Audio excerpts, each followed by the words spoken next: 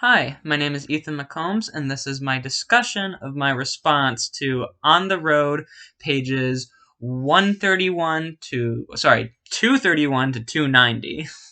So, in this particular section, I feel like Kerouac focuses on some of the darker themes that are in the book, specifically themes of disillusionment and loneliness, which are definitely present in the first part of the book that we covered, but I feel are highlighted in this section.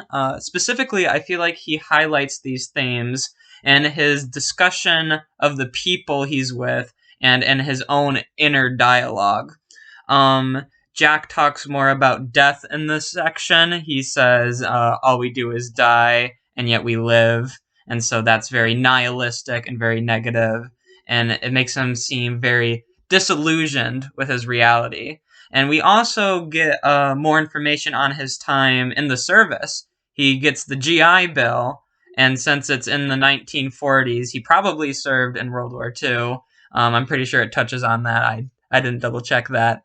But basically, it kind of shows how these post war men are kind of disillusioned with reality after war, and that the beat movement might be in response to this, to the war effort that they had to go through.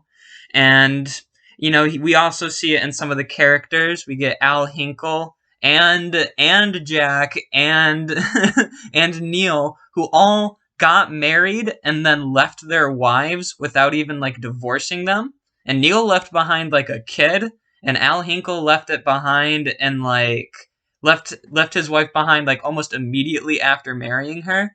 And I feel like that touches on themes of loneliness, because even though they have this like marital attachment to these women, they still feel like they're separate from them.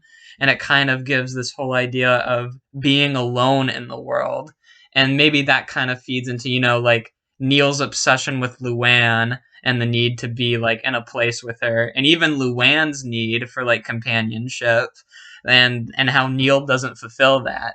And so I think all of these, like the character dynamics and the character growth we see in this section, as well as Jack's increased focus on death, all kind of point toward this disillusionment with the world they're living in, and kind of this feeling of loneliness that they're all going through. And it's not just post war, it's just part of human state and just how they're dealing with it. So